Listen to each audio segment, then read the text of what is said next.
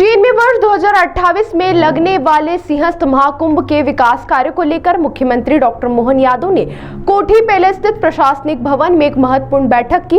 बैठक में सिंहस्थ के कार्यों की समीक्षा की गई।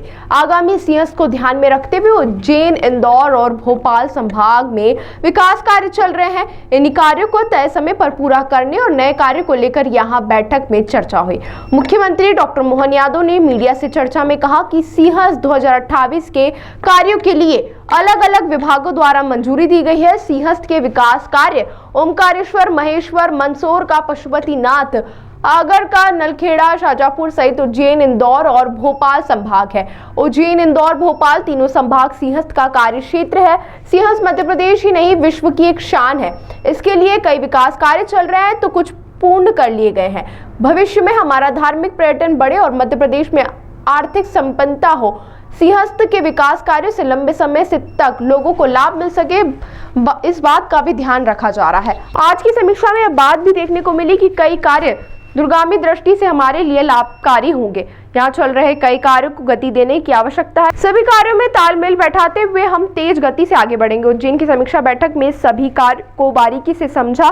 भोपाल स्तर पर व्यक्तिगत तौर पर देखूंगा। अलग-अलग कामों को लेकर के भविष्य में 2028 में कुंभ मेला आया। इससे हमारे पास ये 2025 चल रहा है और 2028 तक ये काम कंप्लीट करना है। इसलिए विभिन्न विभागों के अलग अलग मंजूरियाँ मध्य प्रदेश सरकार के माध्यम से बड़े पैमाने पर दी गई है। और मैं मान के चलता हूँ उज्जैन और इंदौर संभाग में सभी खास करके ओमकारेश्वर, महेश्वर, हमारे मंदसौर, नलखेड़ा, शाजापुर जिले, आगर जिला, सभी जिलों के कामों को लेकर के समेकित रूप से ये पूरा इलाका पूरा मालवा ये सिंहस्थ का एक पूरा कार्यक्षेत्र मानते हुए, और सिंहस्थ केवल मध्य प्रदेश का नहीं है, पूरे विश्व की शान है।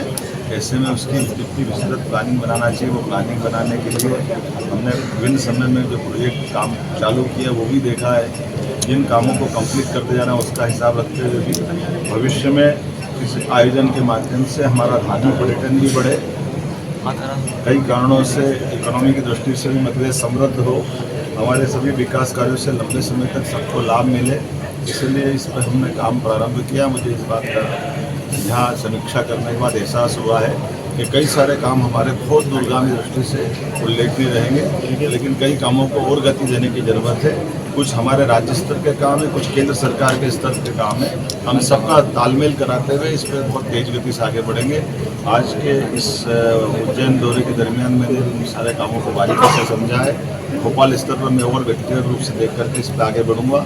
हमारी आज की बैठक में सभी माननीय जनप्रतिनिधिगण, माननीय सांसद अनिल फिरोजिया जी, माननीय विधायक अनिल जैन कालूहड़ा जी, महापौर मुकेश कटवाल जी, सभापति कलावती यादव जी और हमारे सारे वरिष्ठ अधिकारी और हमारे सारे जनप्रतिनिधि, पूर्व विधायक राजेंद्र भारती जी, वरिष्ठ अनिल अग्रवाल जी, सारे लोगों के साथ हमने विचार किया है। उम्मीद करेंगे कि इन कामों के रिजल्ट